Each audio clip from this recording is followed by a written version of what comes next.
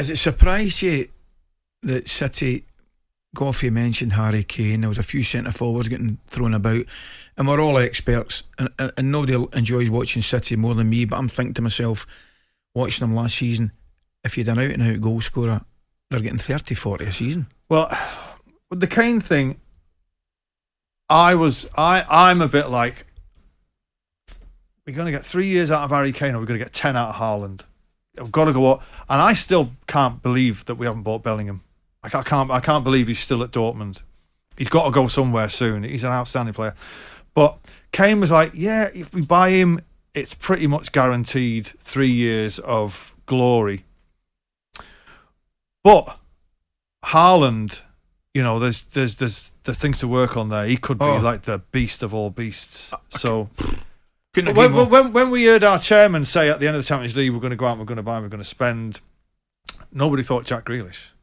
Well, we thought it was going to be a super striker. But, you know, 160 million for Kane was too much. Nobody at City wanted to pay that much. If it was 100 million, you know, it's a bit, okay, fair enough. You know, but I feel bad for Kane, really.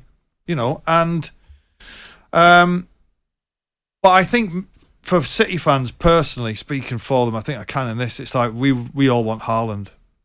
Just for the potential that he gives you. It's the difference, isn't it? Yeah. You can picture it, can't you? Like Mahrez getting past a couple of the defenders, and you've got Haaland one-on-one. Well, Haaland's one of those players where you get the ball in the centre circle and he just run through you. He run through you. Yeah. Awesome. Whereas City don't have that at the minute. City's is, you know, it's a great style of play where the team moves together and it's all integrated. It's great to watch. But it's a brilliant option to have. Yeah. And if when we get a striker, he has to break that system down again and start again and come up with something else, which Pep is more than capable of doing.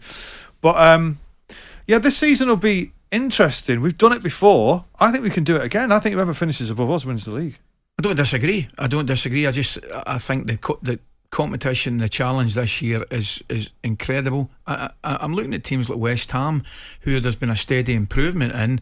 I think a couple of years ago you wouldn't have fancied West Ham to take points off the big boys, but teams like West Ham, Leeds have always got a chance. I think there's a serious competition. Everton as well. Yeah, and the added, with the fans back in the stadiums makes a big difference. I'm not sure City's procession to the title would have been as serene last season. I don't think we'd have beat Liverpool 4-2 at Anfield or whatever it was, 4-1 if there was a full house at Anfield. We would have won that game, but I don't think we'd have won it in the way that we won it. And I think no fans in the stadium suited the way we played. Yeah, and I think now it's going to be different. But it's going to be a great season, I feel. What about? Sorry, I'm just interrupting you. What about? Read earlier on that Pep, understandably, sees himself eventually being he fancies an international manager. When do you see that coming? And I was a bit miffed that they'd announced he was going to leave. So was I. I was thinking, why do that now? Why would you do it? Why do it now? There is a thing lost in translation, kind of bit. Did he really mean that? He said he didn't. But anyway, it's no secret. I've read a couple of his books that have been written about him. He's always said he wants to manage an international team, and I don't think it'll be Spain because he's Catalonia. I think he fancies a Brazil job.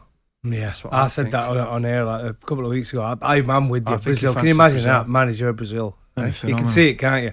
talkSPORT Breakfast with Alan Brazil. Thursday and Friday morning, 6 till 10. On AM, on DAB, via the talkSPORT app and on your smart speaker. talkSPORT.